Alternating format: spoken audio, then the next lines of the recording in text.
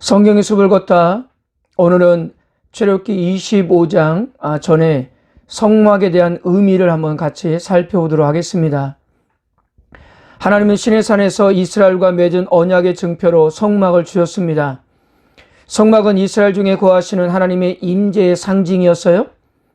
이스라엘 공동체는 이곳에서 하나님께 끊임없이 예배와 제사를 드림으로써 하나님과의 관계를 유지했을 뿐 아니라 하나님 앞에서 한 백성으로 연합을 도모하여 자신들의 정체성을 되새기게 하는 그런 일도 되게 했습니다. 그러므로 성막 건축은 지속되는 하나님과의 관계를 통해서 이스라엘이 영적 평안을 누릴 수 있는 여건이 조성되었음을 의미하는 것입니다. 몇 가지 성막에 대한 신학적 의미를 한번 살펴보면요. 첫째, 성막은 이스라엘 공동체의 중심이었습니다. 이스라엘은 하나님이 열방에서 택하신 매우 특별한 민족이에요. 이 특별한 민족의 삶은 시내산 시절부터 이미 성막을 중심으로 형성되고 있었습니다. 이스라엘이 광야에서 한 민족으로 탄생되는 순간부터 하나님의 임재를 상징하는 성막이 그들의 삶에 깊숙이 자리 잡고 있었던 것입니다. 그 후에 그들의 세계는 항상 성막을 중심으로 형성되었어요. 그러므로 성막은 이스라엘 백성들의 세계의 중앙에 위치했던 것입니다. 둘째, 성막은 하늘과 땅이 만나는 곳입니다. 거룩하신 하나님이 이스라엘을 택하시고 관계를 그들과 유지하기로 언약을 맺음에 따라 꾸준히 정기적으로 그들을 만날 수 있는 공간이 필요했고 바로 성막이 이 기능을 감당했던 겁니다. 셋째, 성막은 하늘의 축소판이었습니다. 성경은 성막이 인간의 지혜와 재능에 의해 설계된 의해서 건축된 것이 아니라 하늘에 있는 원본을 그대로 따라 만든 일종의 복사본임을 암시하고 있습니다. 신약 히브리서에서 예수 그리스도의 희생을 이루는 속죄를 설명하면서 다음과 같이 언급했습니다. 그러므로 하늘에 있는 것들의 모형은 이런 것들로서 정결하게 할 필요가 있었으나 하늘에 있는 그것들은 이런 것들보다 더 좋은 제물로 할지니라. 그리스도께서는 참 꽃의 그림자인 손으로 만든 성소에 들어가지 아니하고 바로 그 하늘에 들어가사 이제 우리를 위하여 하나님 앞에 나타나시고. 히브리서에서 이 세상의 성전은 하늘에서 있는 본체의 모형이라고 주장합니다. 이제 곧 보게 될 출애굽기 25장 40절에서도 하나님은 모세에게 이렇게 당부했거든요. 너는 삼가 이 산에서 내게 보인 양식대로 할지니라. 하나님은 모세에게 성막에서 사용할 도구들을 어떻게 만들지 가르쳐 주시면서 동시에 무엇인가를 보여주셨던 것입니다. 이것을 다시 히브리서에서 이 말씀을 직접적으로 인용해서 이렇게 기록하고 있습니다. 그들이 섬기는 것은 하늘에 있는 것의 모형과 그림자라. 모세가 장막을 지으려 할 때에 지시하심을 얻은 것 같으니 이르시되 삼가 모든 것을 산에서 내게 보이던 본을 따라 지으라 하셨느니라. 성경은 이처럼 성전이 하늘에 있는 실체의 복사본이요 또한 축소판임을 강조하고 있는 겁니다. 넷째, 성막은 하나님의 내재적 초월적 임재의 상징이었습니다. 하나님은 결코 그 어떤 공간에도 제한될 수 없는 분이십니다. 솔로몬이 헌당 기도에서 이렇게 기도한 바가 있습니다. 하나님이 참으로 땅에 거하시리이까 하늘과 하늘들의 하늘이라도 주를 용납하지 못하겠거든 하물며 내가 건축한 이 성전이오리까. 그러면서도 솔로몬은 그가 지을 성전이 하나님의 초소라고도 말했습니다. 그때 솔로몬이 이르되 여호와께서 캄캄한 데 계시겠다 말씀하였사오나 내가 참으로 주를 위하여 계실 성전을 건축하오니 주께서 영원히 계실 초소로소이다. 그렇다면 어떻게 하나님의 전이 될 수 없으며 동시에 하나님의 처소가 될 수 있는 걸까요? 먼저 하나님의 초월성과 연결하여 말할 때 그분의 범우주적 초월성과 절대적인 거룩하심은 이 세상 그 어떤 장소나 건물도 그분을 감당할 수가 없는 겁니다.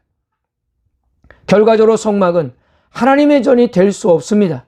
그러나 이스라엘의 통치자로서 백성들 사이에 내재하실 때 하나님의 거처는 분명 성막이었던 것입니다. 하나님은 성막에서 백성들을 만나 주셨고 판결을 내려주셨습니다.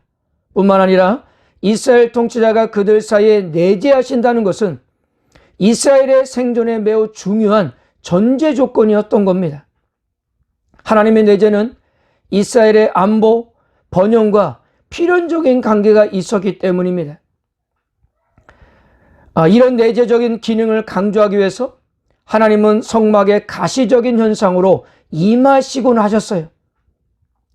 구름이 회막에 덮이고 여호와의 영광이 성막에 충만하며 모세가 회막에 들어갈 수 없었으니 이는 구름이 회막 위에 덮이고 여호와의 영광이 성막에 충만하였으며 이스라엘의 온 족속이 그 모든 행진하는 길에서 그들의 눈으로 보았더라.